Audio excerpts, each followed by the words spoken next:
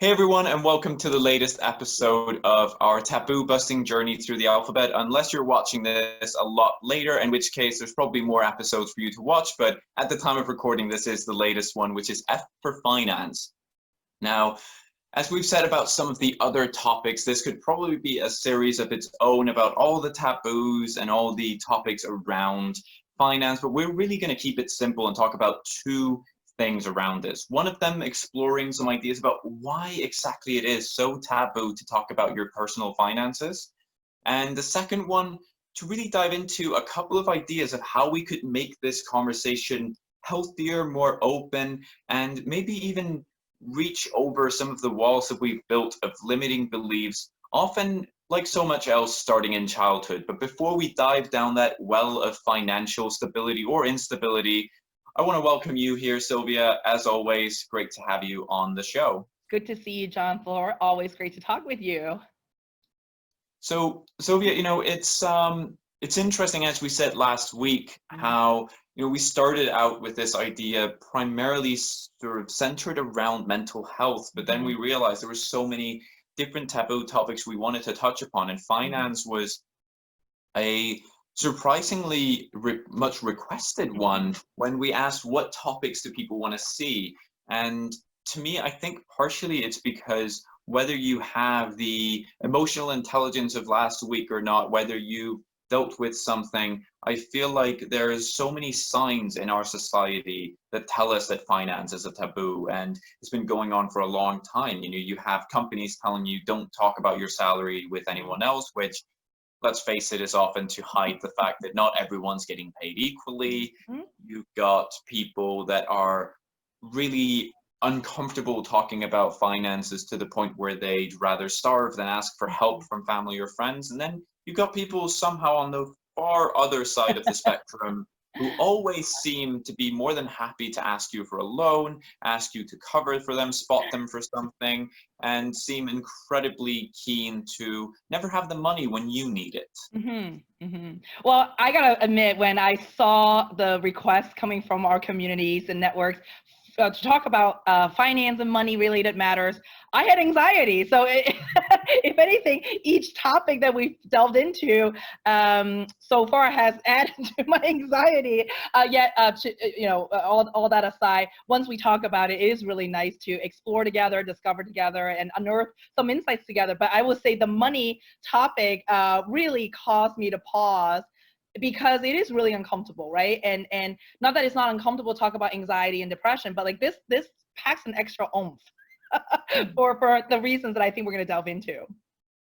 Yeah, and I think, if I dive into it from my perspective as an example, I think, I mentioned that a lot of it starts in childhood, and I think it's this mix of, I wouldn't say that I was necessarily always surrounded by a super unhealthy mindset towards money, but I'd say that it wasn't often discussed. And the thing about things not being discussed is you don't learn how to discuss them. And I agree. And if I could add there, what's interesting is I grew up in a similar way with an added caveat that money for us, right, like what we had or didn't have was not discussed. But other people, other people's financial situations were often discussed, right? So it was always judged or somehow a topic of conversation, like, oh, look at so and so and so, right? Mrs. So and so's son did this or bought that, or look how successful they must be, or look how terribly they were doing, right? Like it was always somehow interesting that the external, I think, projection was there as a topic of conversation, yet what I had no idea, right, what my dad earned or didn't earn as an entrepreneur growing up. I just knew that we had enough, always enough, right, and many times more than enough, and I was very grateful for that. Yet I had no idea. Like I remember being asked, like I think at some point I had to fill out a form related to the whole family, right? So it was like the collective Lee family financial situation. I'm like, I really had no clue like all these years. So I agree with you. It's funny that, at least for me, I grew up not talking about the very thing that would lend to my survival, yet it was like a sport to talk about other people's situations. yeah, and you end up internalizing that as well, Yeah. because one of the few things that I remember on that level within my family was there was this, and I didn't put this together until a lot later.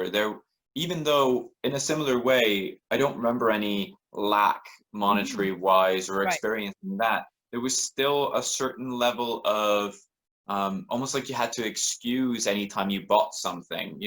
I'd see Mm. my mom buy herself a garment or shoes or something, and it Mhm. would be like, oh, I know I have this already, and there was like this excuse that no one was asking for. Mm. And Mhm. I've noticed, as I've grown older, that I do that either to others or myself, where I feel like I have to rationalize every little thing. And it's funny how, to your point, when you looked at others and it was sort of judging what they were doing, you internalize that not just in terms of judging yourself, but you can carry that into life, judging what others do. Mhm. And especially, I find it interesting when you start looking at extreme examples where, people are suffering incredible poverty, and there are these people that have never experienced anything close to it, which are the first to jump to things like, well, if you would just do a budget, if you would just plan your money, and like I've seen people who go to that place with, you've got a single mom with two kids earning less than her rent and like basic Mhm. outgoings are, and then on top of that you have everything else, and you have people trying to tell them, oh, if you just plan it, it's like, plan what? Well, And yeah, yeah, it's like the CEO of JP Morgan Chase, right? So yeah, he, right, that example of like, I think he was asked on the floor of Capitol Hill, right? Um, how is it that an average employee working at JP Morgan Chase could make ends meet? Because his comment was something around like, well, if they just budgeted, if they planned, or right, just be smarter with money. And then someone literally like, let's do the math, and the yeah. math didn't add up, right? So yeah, it's a and we'll get to this in a moment. I think it's fascinating as someone who is an executive at a financial institution still didn't know how to talk about it.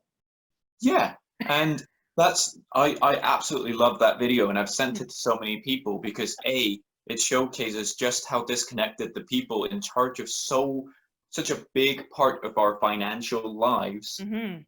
don't understand the way that, the 99% lives really. Mhm. And one of the most powerful bits of that, in my opinion, was when the woman who was questioning him basically went, okay, so we're looking at this, mother of, I think just with one child Mm. being in a deficit of, if I remember correctly off the top of my head, about $300 per month. And she Yeah, pointed out something like that that. Yep. incrementally, this just Mhm. becomes a bigger and bigger divide where she just can't catch up. And Mhm. she basically went, would you offer her a credit card or a personal loan? What would that be? And the sad nature of it is that both in the UK and in the US, the systems around this often feel like they're purposefully built to stop people like that from ever building something up, because credit systems are difficult to get into for people that haven't already built credit. I've heard about people, especially that have gone through divorce, where one person maybe had everything on their name, Mhm. the other person couldn't get a credit card or couldn't get a proper mortgage, and especially when we can't feel like we can't talk about these things, Mhm. those problems become exacerbated. And if we actually take a step back from that and even just go back to that close knit theme of family, I know we've talked about before that I know friends and family members back in Iceland where there's been just huge blow-ups about money and inheritance, where siblings have literally stopped talking to each other and dragged each other through court, Mhm. literally just because of money. And it's it's something that's always amazed me, because I know and I fully understand that money is it's a difficult topic for so many reasons, and one of them is because we are all afraid not to have it. Yeah. So when we feel like someone else is taking it away, and you see this anytime there's a politician talking about helping those that most need help, you always get those people that seemingly only type in caps lock on social media going, you won't take my money, I worked for that money, no poor people are going to take my money, as if like Bernie Sanders is coming after their supposed wealth of like 20 grand a year.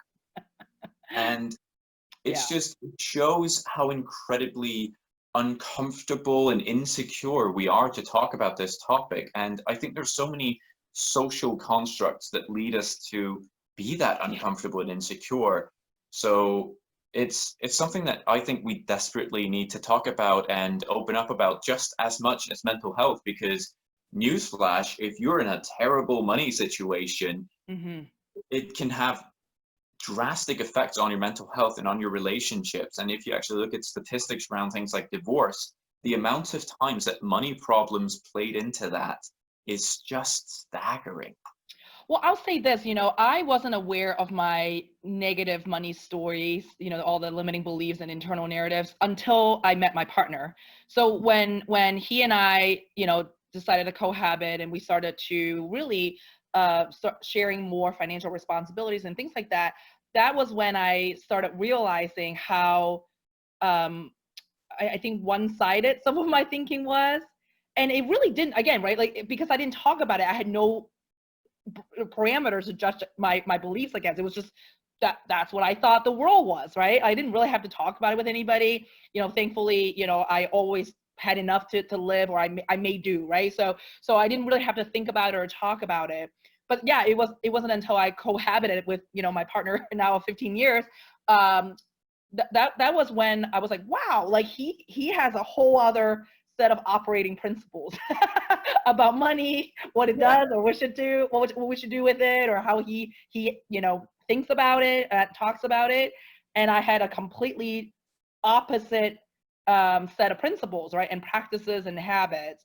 And what's interesting is, I really do believe that these limiting beliefs and the patterns of communication or lack thereof, they're all learned behavior, right? So the other day, I remember Luke said something to me, again, very simplistic, like just it was almost like it couldn't be more straightforward, right? But it was a money related topic. He said something, and I could feel myself like getting ready for battle, right? Although there was no reason, right? Literally, there was no reason for me to do it. Yet but that's what I saw in my kitchen at home growing up, right? And so it's like one partner said something, then the other, you can see, right, the volcano about to erupt, and then the volcano erupts and everybody scrams, right? So like I saw myself almost being that, but I stopped myself, and I even said, I'm gonna need a minute, because like my brain is on fire, and what's about to come out does not align with my intent. I need to just excuse myself and I'm gonna lock that door in the second bedroom. Just like I need a moment. But that just surfaces, right, how deep seated that stuff is. And this is like, right, this just happened the other day. We've shared, right, a household for a decade plus, right, a dozen years plus, and yet like, right, because I had these operating principles, right, these stories, these patterns that were adopted from way back, right, they still are primary, or they're very instinctual for when there's that, again, I call it trigger, but it's not even really a trigger. It was a statement, but it became a trigger. Yeah, and I think, how silent we are about this in general means that people do have those silos of information. Yes. And Yes. like, I remember years ago when I heard this talk about self-improvement, and this person said it doesn't have to be going on $100,000 seminar from like Tony Robbins one-on-one for 7 days, jumping up and down in a hotel.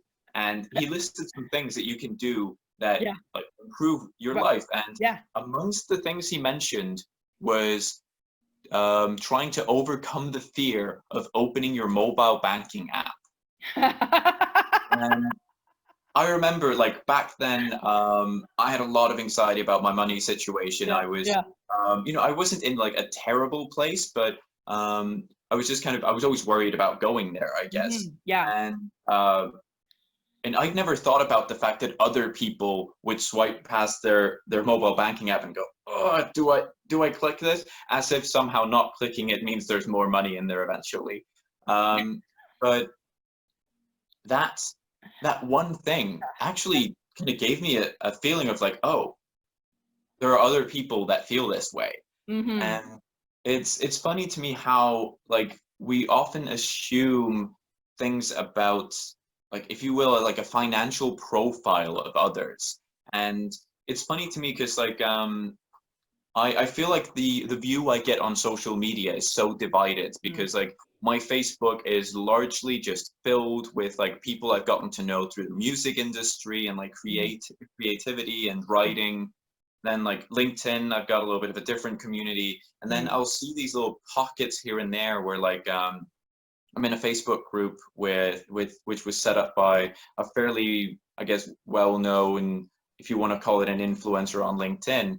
And I see so many, I'll just call it like cringy memes about success where it's all, it's like Brad Pitt with a pair of sunglasses and it says a champion gets up even when he can't. And it's like, it's not something he said. They just thought it looked cool on a photo of him. But that's like, Yeah. that's another pet peeve of mine. But one thing I see pop up in those sorts of groups all the time is this image which compares two mindsets, and it's going like, oh, $100 for like a haircut, fine. $100 for a self-development course, you can't afford it. Like $1,000 for a Gucci handbag, oh, no problem, gotta have it. $10,000 for the, and I'm always sitting there and I'm like, I get the point they're trying to make, but I have a feeling that a huge percentage of the people that will see that and who are struggling to get maybe some self-development done or want to go to some of those seminars, probably not the same people that are spending a couple grand on a handbag. Probably not the same people that are, spending hundreds of dollars on a night out. Admittedly, I'm not saying there isn't a crossover, but I'm saying I feel like sometimes, and I'm just using this as an example of the stereotypes and the profiles that we've built, where certain parts of society kind of tell us that if we are struggling to get there, it's entirely our fault to not have spent wiser or something. And there is a portion of society absolutely that's like that. I remember having friends ask me, in my early 20s, how I afforded to be able to, travel the world and go here and there. And it was sometimes hard not to be like, dude, you smoke like 2 packs a day and you go partying every weekend and you take a taxi to and from downtown, you have fast food, and like count all the things where it was just like expenses that I simply didn't have. But at the same time, I know that being kind of sarcastic and villainous about it just doesn't help. And that's the energy I get from that part of the dialogue, where it's not really helping people. It's not really showing them a better alternative. It's shaming them. And that further causes people to recede and go, you know what, I don't want to talk about my finances because that person's just going to tell me that Netflix is a waste of money. It's so interesting you pointed that meme out. So I know exactly which one you're talking about. I've seen it a couple of times, and what's funny is I actually have a different reaction to it depending on sort of my mood, if you will. So there's something about that is triggering, or like you said, right? Like it does elicit some sort of emotion. But what's fascinating to me is depending on my mindset, right? And I say mindset with the little m, not the macro, right, all encompassing, true north mindset that I'm striving towards every day. But like just that day, my mood that day, right? So one day I saw that, I was like, hell yeah, like that's right, like right, you got to invest in yourself, you got to prioritize, you got to learn, you got to grow, yeah. And then another, I'm like, well, so I'm kind of feeling low, and I am going to indulge because that's what makes me feel good, and I don't want to justify it. I don't want to have to explain to anybody. So right, like it's funny how that, but I think what you pointed out is so poignant, in that just even that one concept, right, can be looked at in so many different ways by different people, even by the same person, in this case myself, depending on the stories I'm telling myself, that particular moment. And I think that's what's so hard. I think going back to your question earlier, why is it so hard to talk about it? Well, there's no normative, right? What is normal, Yeah. or what is the North Star, or what is the standard? There's none. And Yeah. I think it's kind of a circular problem, in that until we talk about it and there's no norm, but because there's no norm, people don't talk about it, right? So it's sort of this vicious cycle that ever goes on. And I mean, going back to your, handbag example. I mean, I saw this. She's a former coworker of mine. I saw her the other day, and the other day meaning like before lockdown. So this is a whole other era, a lifetime ago. But I saw her with this really beautiful, fancy handbag. I know what that thing costs, right? But what's funny is, like, she was the very person who asked me. She goes, "People pay for your CEO boot camp, right?" Yeah. And So I'm yeah, like, there are definitely right? people like that, and that's why I wanted to sort of say I realize that there is a cross section of that, Yes. and I Yeah. think the one thing about that meme that I don't have any problem with is the example of the iPhone, because I think that is Yeah. the single Venn diagram that just is a circle, which is people who Yeah. complain about not having enough money yet wait outside the Apple store to find out what financing deal they can get for the latest iPhone. And it's like, Yeah. and and by the way, not trying to shame those people. I know I'm literally doing what I've just talked about. But I think the reason why I see that as like the bit where I'm like, yeah, I don't have a problem with it, is probably again down to perspective, Mm, where mm. I don't really have, I guess, examples in my own life of people who are struggling to pay the bills but have a Prada handbag. But I definitely have examples in my life of people struggling to pay the bills who still every time have the new iPhone. And almost without a fail, the screen is broken for some reason. Um, Well, and I laugh because, I mean, you just hit the nail on the head, in that I think a lot of people rationalize need versus want, right? So this idea that, like, oh, I need the latest because fill in the blank, right? And I think that's what's so funny to the mind, or, as I look at how we process these ideas and how we talk about these things, is like, and I'll just, use a personal example, like, for some reason, my mother, always worries about lack, like always not having. But her idea of not having is like way off base, right? But then, like, it's like she'll worry about that, but then she'll go spend it as her therapy, right? Like that's her, right? So she goes, I worry about not having, but because I'm so stressed out, I need to spend in order to feel good. And so she justifies her wants as a need, right? That yeah, somehow, yeah, she elevated to, like, this is for my mental sanity. And it's just like, that makes no logical sense. but But at, that's for another day. but at the same time, like both of us will know, having worked in sales a lot, that's just how people buy. Mm, And true. it is really interesting, if we linger on that want versus need mentality, if you actually dove into it and looked at a number of examples, I think we'd find that a lot of people today are willing to spend more on the wants than the needs. Oh, 100%. 100%. And Yeah. yeah, and it's because it makes them feel good. Right. There's this scene in a UK sitcom called Peep Show where one of the main characters buys a new boiler. And for those of you out there who live in a country that don't have boilers, I envy you right now, because I come from a country without boilers and it seems like the most annoying thing. But again, side point, pet peeve.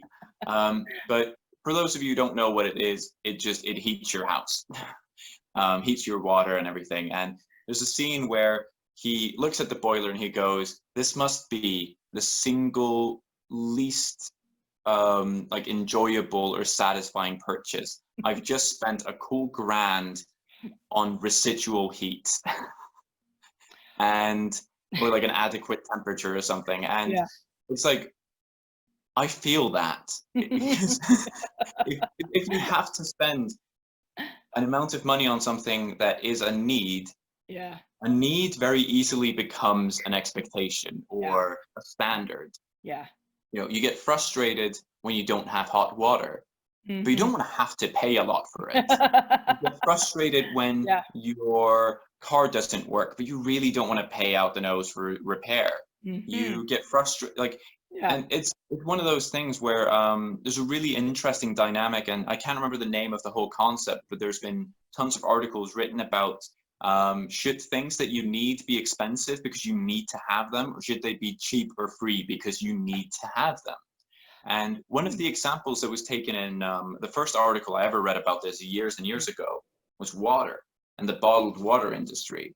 And sort of saying, if water is something that you need to survive, the capitalists in sort of in a Marxist mm, caricature would say, oh, everyone needs water, so I can make a hell of a lot of profit because everyone needs to buy it. Whereas on the flip side of things, everyone needs it to survive. So should it be free because we can't survive without it? mm, And it's this interesting, again, dynamic of how we see value, and to really smoothly segue into something that I think is really tied into why we find it difficult to talk about finance. It's because of our self-worth and value. mm. Because in so many ways, we're taught that, the iPhone is a status symbol. If you're wearing, Kmart jeans, you're somehow a lesser human being. You have to have the coolest, newest stuff. You have to live in a nice neighborhood, or you have to live in a cool house, or you have to have this or that.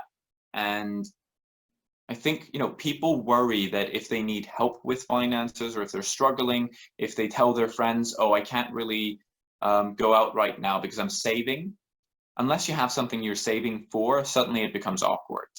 And I've noticed this where, like, if someone says, oh, can't really afford it, they'll quickly backtrack and be like, oh, I could afford it, but I'm just trying to save up because I'm trying to do this. Because they don't want to say, and it's really interesting to see as well the difference in that mindset to something that I've always liked.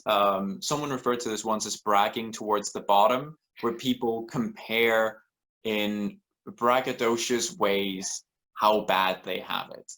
And Yeah. and especially you'll hear this in the UK, often accompanied with the word skint, so broke. Mm, And people mm, say, "Oh, I'm so skint this month. I'm gonna have to eat noodles for the rest of the month." And someone else will be like, "Oh man, like I've been drinking the cheap beer." Like, and mm. people will compare like the Right. various luxuries they've had to give up, and it's it's really interesting to me how there's this disconnect between the variety of topics that people feel comfortable and uncomfortable talking about. But and I don't know whether, and like, I wish I had the answer for this, but I guess this is why it's a discussion show Yeah. and not, a pitch to the United Nations. Um, Yeah. but I genuinely would love to see more research into the conversations that parents have with their kids and how they end up in terms of the discussion around money. Because I'm sure that the clashes, like the one that you mentioned between yourself and Luke, the one that almost happened with the volcano, Yeah. um, I'm sure that causes so many clashes when people are first starting to live together Mhm, or mhm. something, Yeah. and that mutual economy. Mhm. And I'm sure there is more research, and if someone's watching that knows of really comprehensive research, link us to it, because I would love to read up on some insight, because I do think it's a societal problem. But Mhm. like pretty much any societal problem, it starts with a discussion at home. 100%. Well, I like to go back to a point you made earlier about this idea of, right, how, people talking about giving up the craft beer for the cheap beer, or Yeah, right, how it feels shameful to be like, I can't afford to go out for dinner at this tapas restaurant, right? Well, I think about how, um, we're so easily influenced by media, right? I think about just even that beer conversation. So I had a conversation with a friend the other day, and they basically, I'm going to summarize. So the conversation was about how so and so and so drinks the cheap shit, yeah, right? And they were like, they were like, I just don't get it. Is he doing okay? Like, And I'm like, why is that a thing? I just had to know, right? I'm like, why do we equate drinking the cheap beer with doing poorly? And I go, what if he just likes that cheap shit?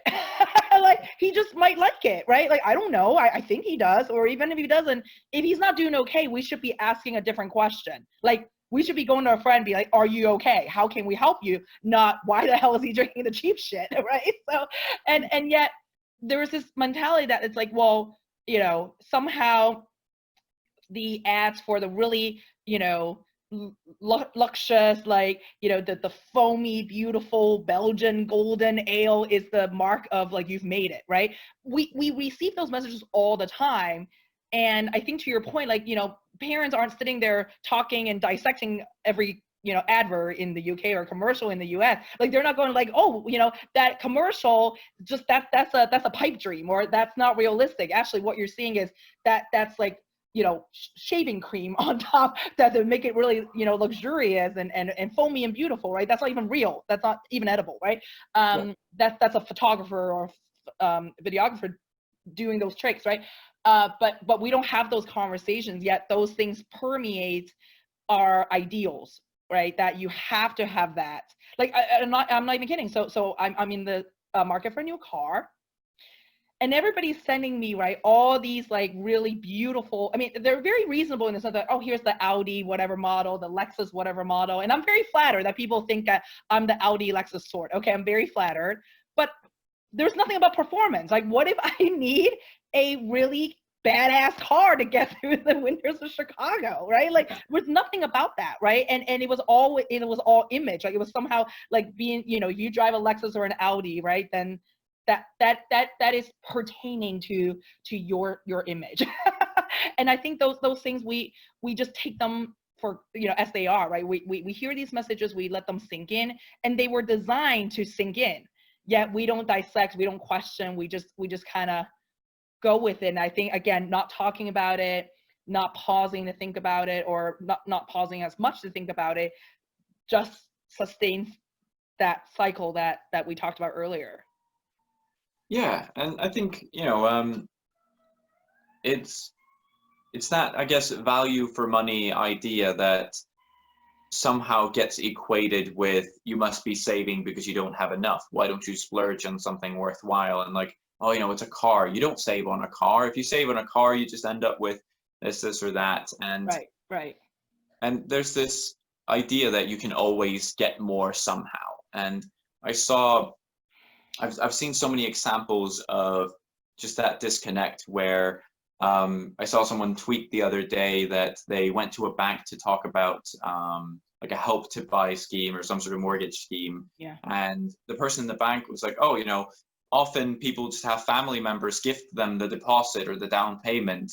And this person was like, so that's just an expectation at this point that anyone can just get like 50 grand from a family member or 100 grand from a family member.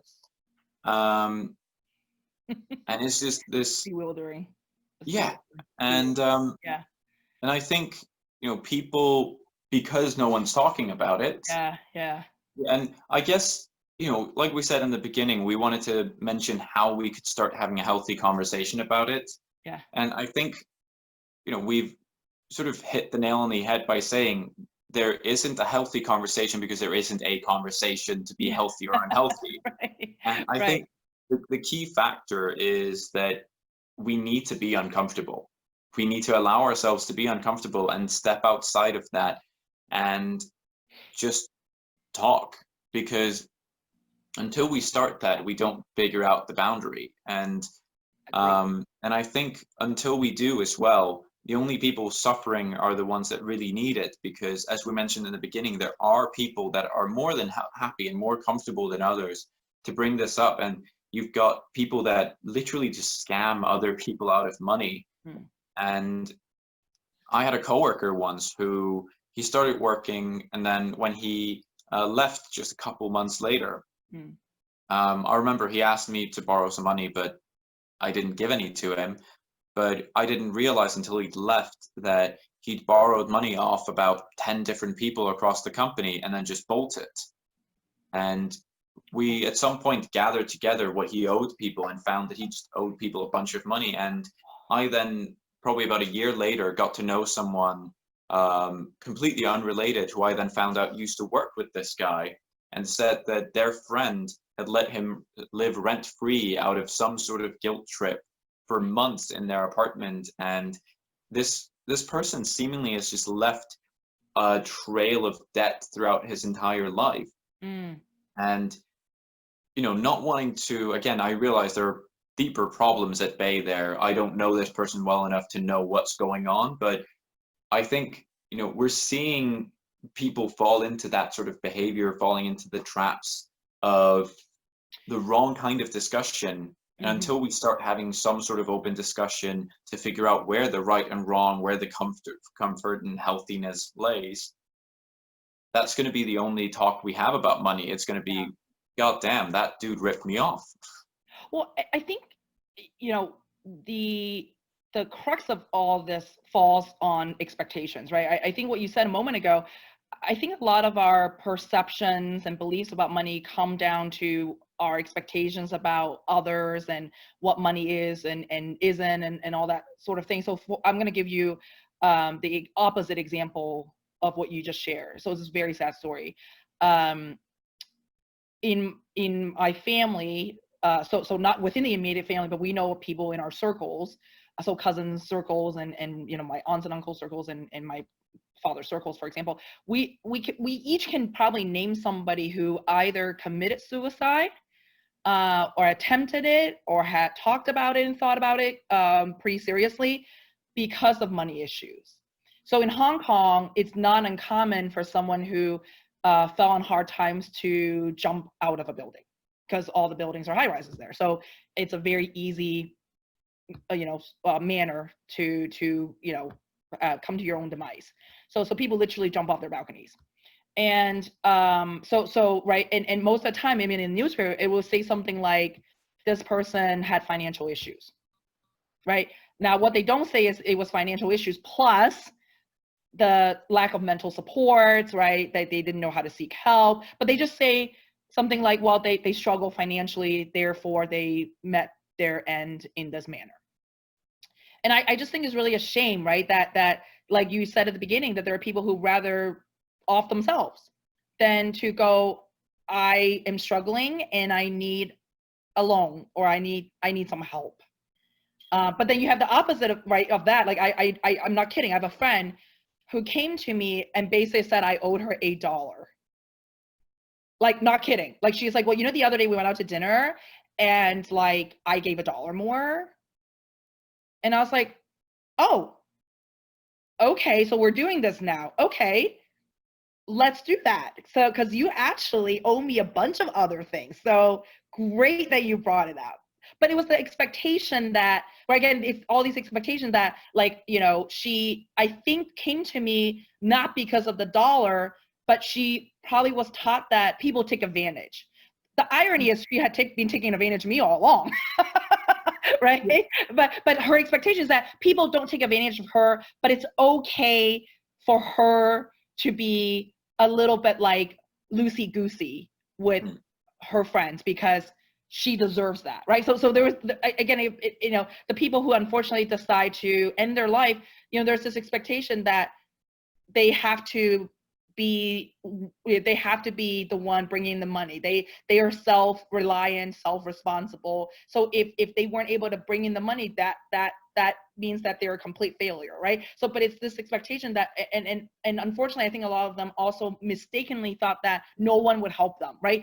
But most of them don't even ask, right? No one, like you hear these interviews of a family member, like, what happened? And then they'll be like, we had no idea. We literally had no idea.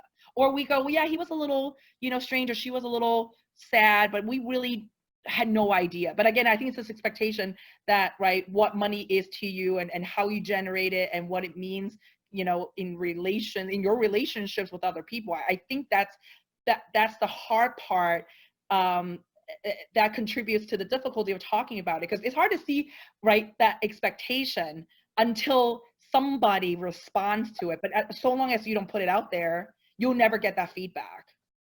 Yeah, and that kind of goes with anything that we've talked about through this season or series rather. You need to be able to ask for that help, because it's so easy for others to overlook if you don't let them in. And I think especially now with everything that's happened with Corona, with the lockdown, everything, there's going to be so many people that are struggling, that don't know where to find help and think that there is no help. And I remember speaking to a letting agent, or like a rental agency here in town, who said that just a couple days after the lockdown over here started, they came back to the office to pick up some mail and found a number of keys on their floor with notes from people saying, I won't be able to afford rent, so I'm just gone. And they just found the properties empty. And they said they were so sad that they didn't even call up and say, can you help? Can we come to an agreement or something? But that they felt that helpless, that they thought, no one's going to help me, might as well just go. And they said they don't know. Some of them they think may have left the country, some of them gone to family members, but they said, so sad. Yeah. And I think, like you said, there's so many people that think no one's going to help them, and they haven't even tried, because there is that stigma, that taboo to open up about it. So whether mental health or finance, if you need help, speak up, because it's better than the alternative. Well, I think that's a whole other episode we can delve into. I mean, it just triggered for me a couple of very interesting conversations with friends, and their perception of me and what I was asking, right? I think let's park that for today, because I feel like that's a whole other hour in and of itself. Maybe we can come back to this under letter M. Maybe M can be for money again. So but let's talk about next week, John Thor. What do we have cooking up for the next letter? So the next letter is G, and we're going to talk about grief. So it's an interesting topic to touch upon, in my opinion, largely because I think grief is a different beast from what people actually imagine when they think about it. They often only think about it as someone died, you go through a grieving process. And not only that, they think of the grieving process as a linear thing. And I'm really excited to talk about it from both personal experience, and I guess excited might not be the right term, because it's going to be a tough topic, but it's something that I think is important to open up about and share some non-typical experiences with grief that people might not have thought about, as well as some examples of what some have referred to as social grief or societal grief. I couldn't agree more, and it's really timely. I just looked at the dates on my computer, and by the time we record letter G and talk about grief, it would be exactly 2 years from the day where I had to grieve something, but it wasn't a death per se, right? Yeah, I didn't even know that's what I was doing at the time, or had to do to move forward, until that one fateful conversation. Someone literally said, Sylvia, you have to grieve this process, this trauma that you just went through. And I say trauma cautiously, in that again, no physical harm was done to me, yet there was a lot internally going on. But I didn't think of the healing process as being centered on a loss, which equates to me at the time anyway, equated to grief, right? And I was completely unaware of that. So it's really timely. I mean, it'll be almost exactly 2 years to the day. So looking forward to joining you on that discussion.